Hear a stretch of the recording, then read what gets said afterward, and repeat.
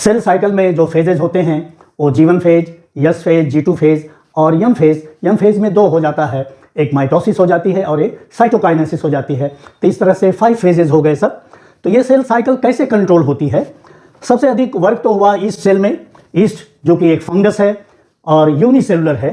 इसमें दो स्पीसीज हैं, एक सैक्रोमाइसिस सेरेवेसाई है और दूसरी स्पीसीज यस फॉर्म में है।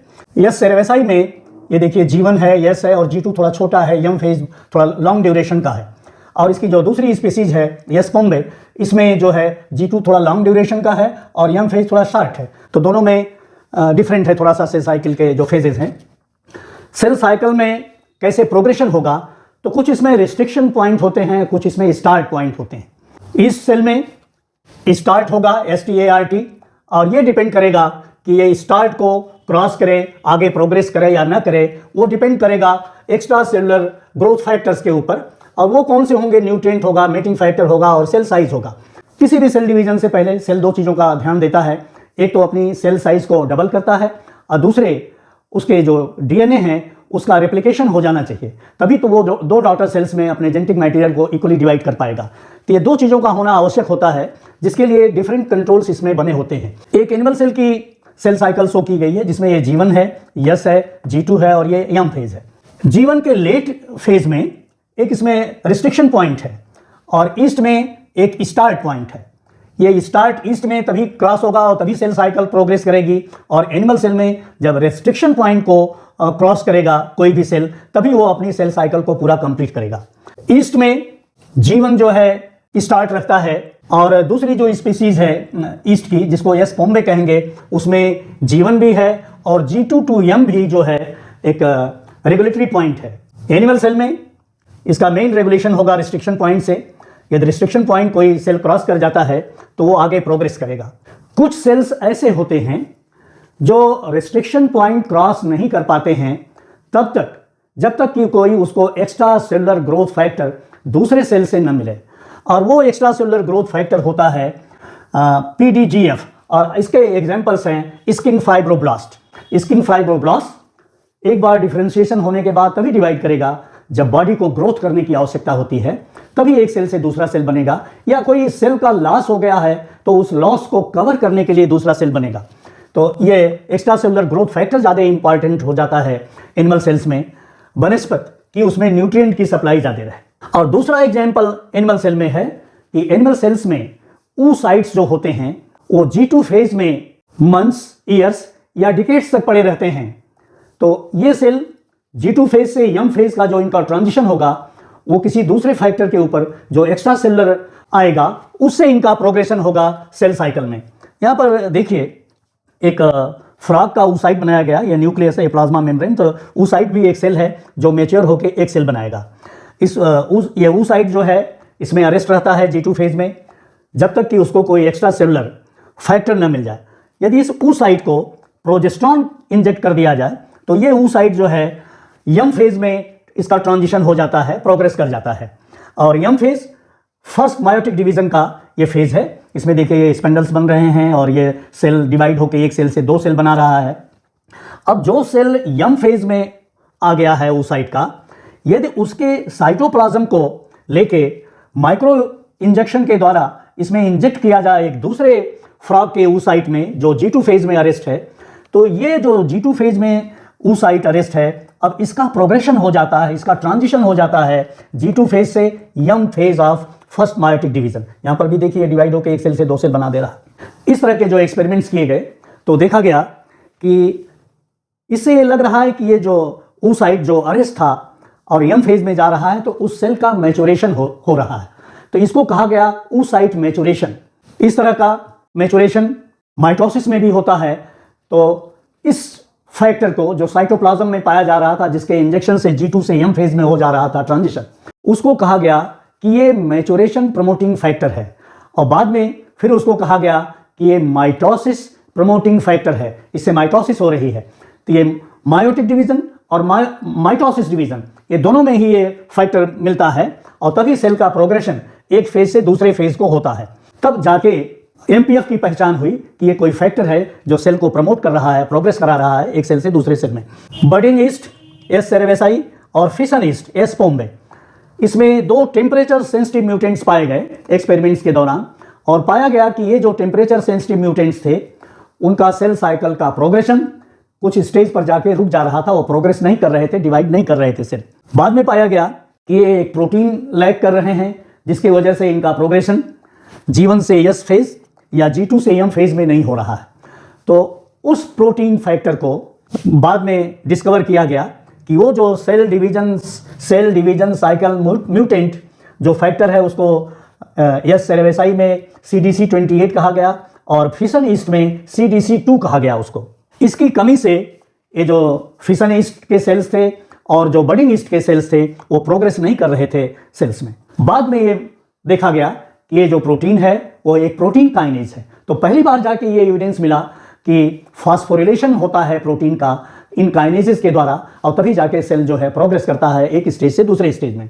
उस प्रोटीन काइनेजेस को कहा गया ईस्ट में CDC2, cell division cycle mutant 2। अब उसको इस समय नाउएडेज अब उसी CDC2 को मैमेलियन सेल या वर्टिब्रेट सेल्स में उसको कहा जाता है CDK1।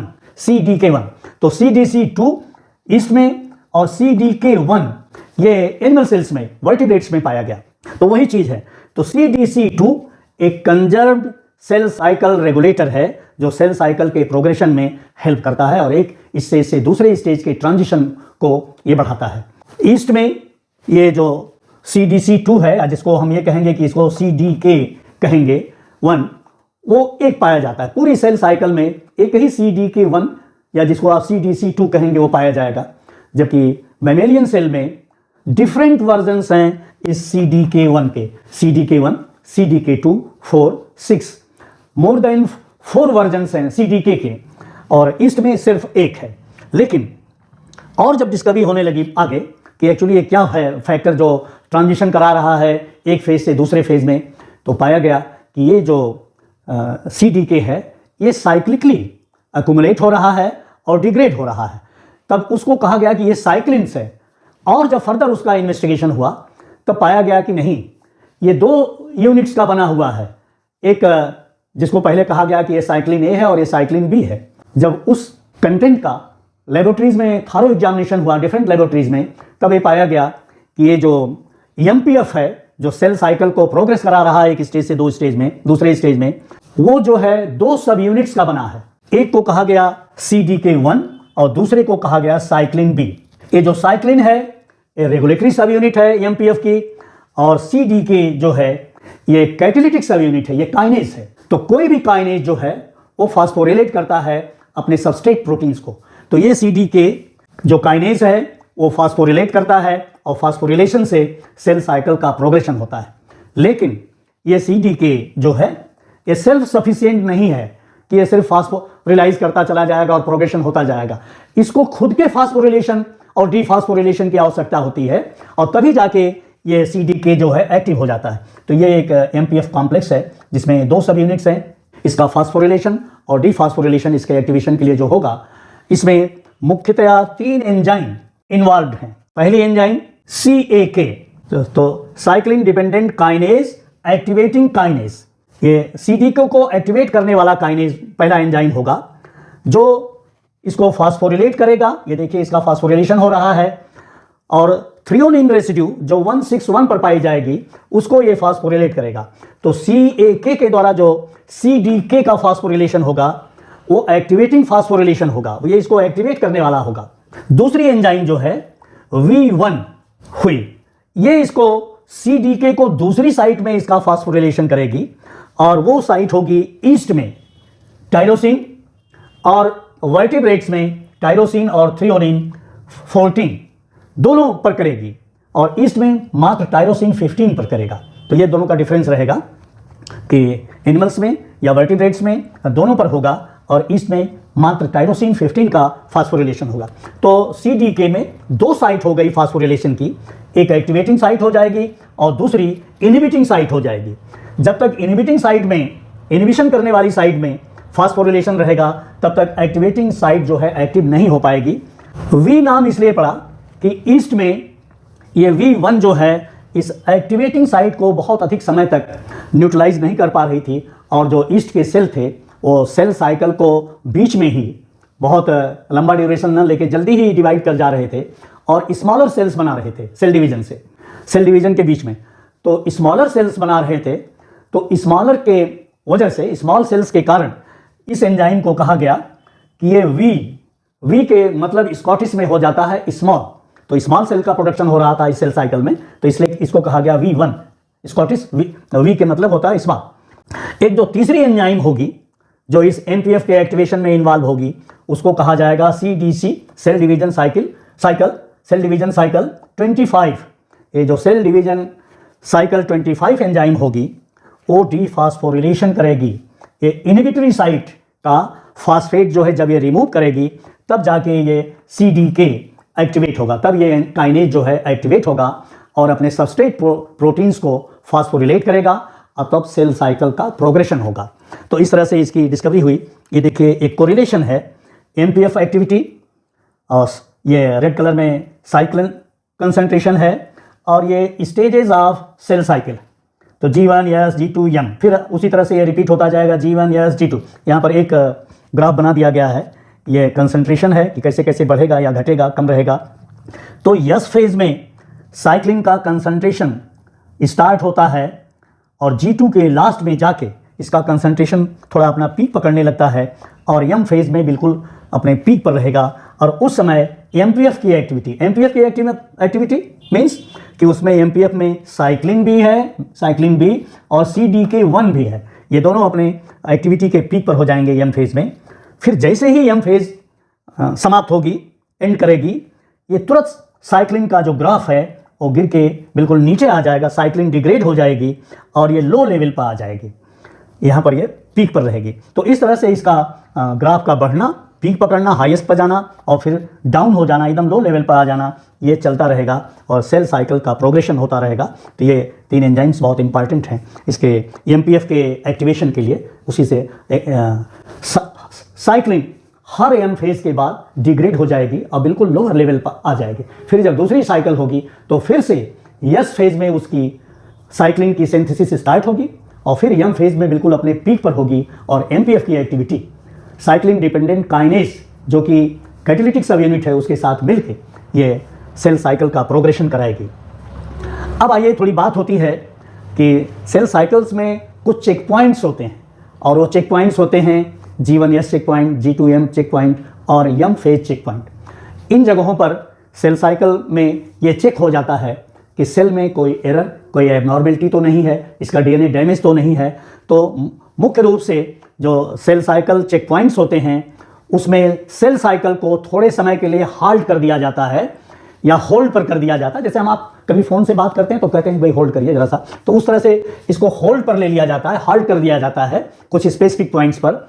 और उनके कारण होते हैं कि या तो DNA डैमेज्ड है या DNA का रेप्लिकेशन एस फेज में नहीं हुआ है प्रॉपरली, या जो क्रोमोसोमल अलाइनमेंट होता है मेटाफेज प्लेट पर वो प्रॉपरली नहीं हुआ है। तो इन चीज़ों को करेक्ट करने के लिए, इन एरर्स को करेक्ट करने के लिए सेल साइकिल्स में चेक पॉइंट्स होते हैं जहां पर थोड़े समय के लिए सेल साइकिल को हाल्ट कर दिया जाता है, होल्ड पर रख दिया जाता है, करेक्शन किया जाता है और फिर सेल साइकिल जो है प्रोग्रेस करती है।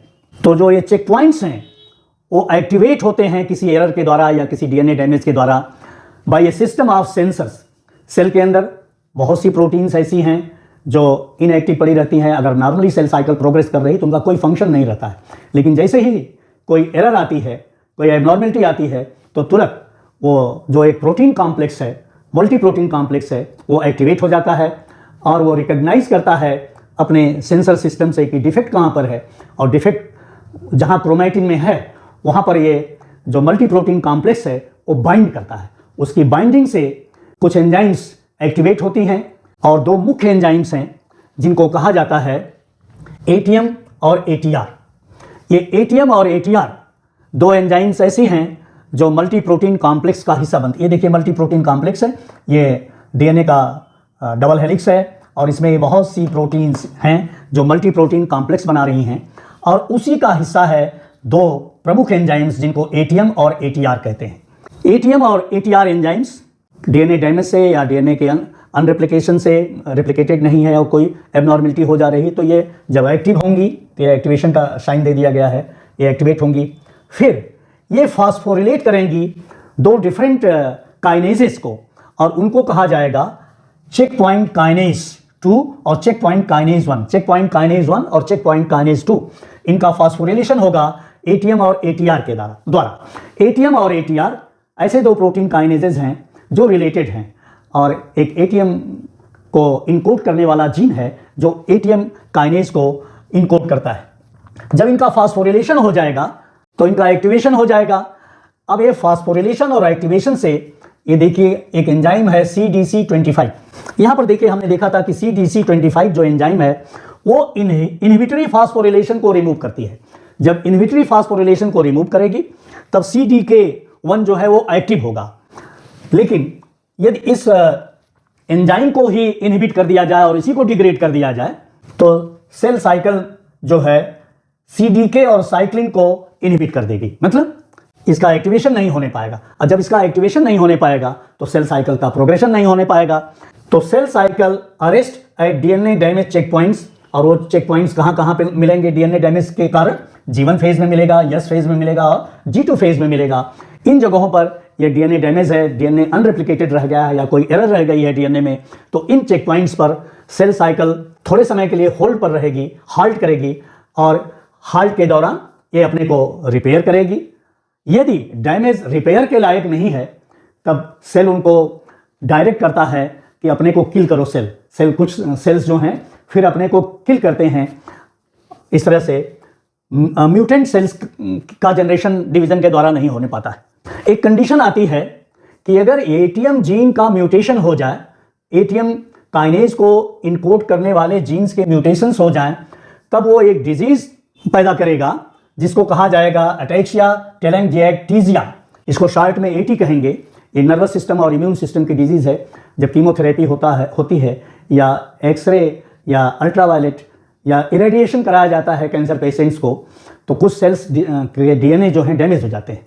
वैसे सेल्स की ये क्षमता होती है कि वो अपने को प्रोटेक्ट करें, लेकिन जिन सेल्स में एटीएम जीन का म्यूटेशन हो जाएगा उन सेल्स के अंदर अपने को प्रोटेक्ट करने की क्षमता नहीं रह जाएगी, और ये सेल जो हैं डैमेज करेंगे, वो सेल साइकिल को यहाँ पर अरेस्ट नहीं कर पाएंगे और कैंसरस सेल्स की संभावना बढ़ती जाएगी।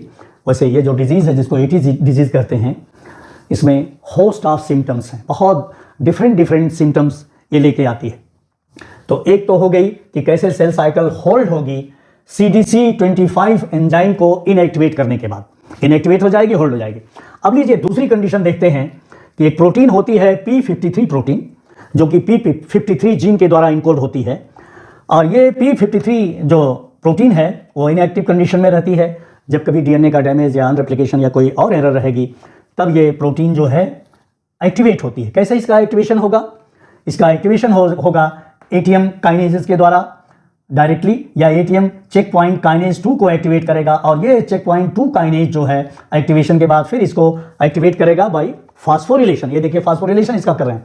जब इनका फास्फोरिलेशन होगा तब ये P53 जो प्रोटीन है वो स्टेबलाइज हो जाएगी और इनका लेवल जो है इंक्रीज करेगा सेल में। अगर इसका फास्फोरिलेशन नहीं होगा तो ये बहुत जल्दी डिग्रेड हो जाएगी, तो इसके फास्फोरिलेशन से ये स्टेबलाइज होगी और ये अपने लेवल को इंक्रीज करेगी सेल में। देखिए यहाँ पर एक है, यहाँ पर इसके नंबर को बढ़ा दिया, बहुत नंबर हो गया इन प्रोटीन्स का। फिर ये एक ट्रांसक्रिप्शन फैक्टर की तरह से फंक्शन करेगा। एक डीएनए मॉलिक्यूल है जिसमें इसके दोनों स्ट्रैंड्स हैं डीएनए के, इसमें ये जीन रेगुलेटरी पोजीशन है, ये P21 जीन एक होगा जिसको ये ट्रांसक्रिप्शन फैक्टर जो है रेगुलेट करेगा, और ये P21 जीन का ट्रांसक्रिप्शन होगा। ट्रांसक्रिप्शन होने के बाद ट्रांसक्रिप्शन तो न्यूक्लियस में होगा और ट्रांसलेशन उसका जो है मैसेंजर आरएनए फिर साइटोप्लाज्म में आके ट्रांसलेट होगा, प्रोटीन बनाएगा, और वो प्रोटीन कही जाएगी P21 प्रोटीन। ये P21 प्रोटीन जो है CDK इनहिबिटर प्रोटीन होगी, जो CDK जो कैटालिटिक पोर्शन है EMPF का और ये जो रेगुलेटरी पोर्शन है, इन दोनों को बाइंड कर जाएगा और ये P21 प्रोटीन इस कॉम्प्लेक्स को इनहिबिट कर देगा। जब इनका इनहिबिशन हो जाएगा, इनएक्टिवेशन हो जाएगा, तब yes phase CDK cyclin complex जो है इनएक्टिवेट हो जाएगा और सेल साइकिल जो है वो होल्ड पर हो जाएगी, हाल्ट पर हो जाएगी, और सेल अपने को रिपेयर करेगा, डैमेज जो भी हुआ है डीएनए का, या रेप्लिकेशन इनकम्प्लीट रह गया, या कोई और एरर। यदि एरर का करेक्शन नहीं हो सकता है, रिपेयर नहीं हो सकता है, तो ये जो P53 है ये सेल को डायरेक्ट करेगा टू किल इट सेल्फ, अपने को ख़त्म करने के लिए उस सेल को करेगा। अगर डैमेज बियॉन्ड रिपेयर है, रिपेयर नहीं हो सकता है, तो इस सेल को किल होने के लिए एक्टिवेट करेगा। तो ये P53 जो प्रोटीन है ये सेल साइकिल को अरेस्ट करती है जीवन में। ये जीवन है, रिस्ट्रिक्शन पॉइंट नहीं क्रॉस करने देगी, जिससे कि यस फेज में डिफेक्टिव रेप्लिकेशन न होने पाए। जब इस P53 प्रोटीन में ये अपना फंक्शन लॉस कर जाती है तो जीवन में जो सेल साइकिल का अरेस्ट होता था वो प्रिवेंट हो जाएगा। मतलब प्रिवेंट हो जाने के मतलब कि जीवन में सेल साइकिल हॉल्ट नहीं करेगी और सेल डिवाइड करेगा डिफेक्टिव डीएनए के साथ। जब डिफेक्टिव डीएनए के साथ डिवाइड करेगा तो डॉटर सेल्स में डिफेक्टिव डीएनए जाएंगे और इस तरह से कैंसर की संभावना को बढ़ावा देंगे। करीब 50% कैंसर्स में P53 जीन जो है या तो एब्सेंट रहता है या उसका फंक्शन जो है प्रभावित रहता है, तभी कैंसर जो है डेवलप करता है। तो P53 जीन सेल साइकिल को अरेस्ट करती है जीवन में, जिससे कि सेल अपने डैमेज को रिपेयर कर सके। अब एक दूसरी प्रोटीन है RB प्रोटीन। ये RB प्रोटीन एक्टिवेट होगी कैसे? ये देखिए सेल का न्यूक्लियस है, ये एक सेल है, ये प्लाज्मा मेम्ब्रेन है, ये न्यूक्लियस है, ये RB प्रोटीन है। ये अंडर फास्फोरिलेटेड है या डी फास्फोरिलेटेड है। तो ये रेगुलेटरी फैक्टर को, या जिसको दूसरे शब्दों में ये कह सकते हैं कि E2F family of transcription factor को ये अपने अंदर होल्ड रखती है। इस RB प्रोटीन को पॉकेट प्रोटीन भी कहते हैं। जैसे हम अपने पॉकेट में किसी चीज़ को रख लेते हैं और जब चाहते हैं तब निकालते हैं, उसी तरह से ये RB प्रोटीन पॉकेट प्रोटीन कही जाती है और सभी वर्टिब्रेट सेल के न्यूक्लियस में पाई जाती है। ये अपने अंदर इस रेगुलेटरी फैक्टर को, ट्रांसक्रिप्शन फैक्टर को अपने अंदर होल्ड रखती है। जब कभी सेल को प्रोलिफरेशन करना होगा, सेल दो ही कारणों से प्रोलिफरेट करेगा, अपने नंबर को बढ़ाएगा। एक तो ऑर्गेनिजम्स को ये ज़रूरत हो कि नहीं हमें अपने नंबर को इंक्रीज करना है, ग्रोथ करना है, या दूसरी कंडीशन जो होगी कि कोई सेल यदि डैमेज हो गया है तो उस डैमेज का रिप्लेसमेंट होना है, डैमेज को रिपेयर करना है, दूसरे सेल्स की आवश्यकता है। जब कभी हमें इंजरी हो जाती है तो ऐसे समय में आप जानते हैं कि जो ब्लड प्लेटलेट्स होते हैं, जो ब्लड बहने लगता है उसमें प्लेटलेट्स होते हैं और उस प्लेटलेट्स से ग्रोथ फैक्टर्स रिलीज होते हैं, जिसको कहा जाएगा प्लेटलेट डिराइव्ड ग्रोथ फैक्टर। ये प्लेटलेट डिराइव्ड ग्रोथ फैक्टर्स जो सेल की प्लाज्मा मेम्ब्रेन में रिसेप्टर पाए जाएंगे, उससे जाके ये फिट होगा और ये ग्रोथ फैक्टर और रिसेप्टर कॉम्प्लेक्स बनेगा। जब इसका कॉम्प्लेक्स बन जाएगा तो ये रिसेप्टर एक्टिवेट हो जाएगा और रिसेप्टर एक्टिवेशन के बाद सेल के अंदर, ये देखिए न्यूक्लियस बना दिया गया, इंट्रासेलुलर सिग्नलिंग पाथवे के द्वारा इस RB प्रोटीन को वो फास्फोरिलेट कराएगा और उसको कहेंगे MAP काइनेज। जो ये सिग्नलिंग पाथवे होगा उसको कहा जाएगा MAP काइनेज कैस्केड। उसके द्वारा ये एक्टिवेट करेगा yes phase CDK cyclin complex को और ये फास्फोरिलेट करेगा इस RB प्रोटीन को। जब अंडर फास्फोरिलेटेड है या डी फास्फोरिलेटेड है तब ये प्रोटीन एक्टिव रहती है और ट्रांसक्रिप्शन फैक्टर को होल्ड रखती है, उसको रिलीज नहीं होने देती, उससे डिसोसिएट नहीं होने देती है। और जैसे ही सिग्नलिंग पाथवे के द्वारा ग्रोथ फैक्टर इन्फ्लुएंस करेगा और जो सिग्नलिंग स्टेप्स होंगे उनके थ्रू जाके ये फैक्टर रिलीज होके इसके ये DNA है और इसका रेगुलेटरी रीजन है, वहाँ पर जाके अटैच हो जाएगा इससे RB प्रोटीन से अलग होने के बाद। और जब इससे अटैच हो जाएगा तब इस जीन को वो एक्टिवेट करेगा और जीन जब एक्टिवेट होगा तो देखिए न्यूक्लियस में ट्रांसक्रिप्शन होगा। ट्रांसक्रिप्शन के मतलब मैसेंजर RNA की सिंथेसिस होगी और वो मैसेंजर RNA सिंथेसाइज होकर न्यूक्लियस से साइटोप्लाज्म में आएगा और साइटोप्लाज्म में ट्रांसलेशन होगा। प्रोटीन की सिंथेसिस जो है साइटोप्लाज्म में होगी और जब साइटोप्लाज्म में प्रोटीन की सिंथेसिस होगी तब वो सेल साइकिल प्रोग्रेशन के प्रोटीन्स का प्रोटीन बनेगी और सेल साइकिल प्रोग्रेशन की जो प्रोटीन होगी जब वो अवेलेबल होगी तभी जाके सेल जो है जीवन से जो रिस्ट्रिक्शन पॉइंट है क्रॉस करके यस फेज में प्रोग्रेस करेगा। और यस फेज में क्या काम होगा? DNA का रेप्लिकेशन होगा, कुछ प्रोटीन्स भी बनेंगी, तब जाके सेल जो है प्रोग्रेस करेगा और इस तरह से प्रोग्रेशन के बाद जो है सेल जो है डिवाइड करेगा और डिवीजन से एक सेल से दो सेल बनेंगे। इस तरह से जो इंजरी से सेल का लॉस हुआ है वो एक्स्ट्रा सेलुलर फैक्टर्स उसको कंपनसेट करेंगे और जो सेल का लॉस है उसको रिकवर कराएंगे।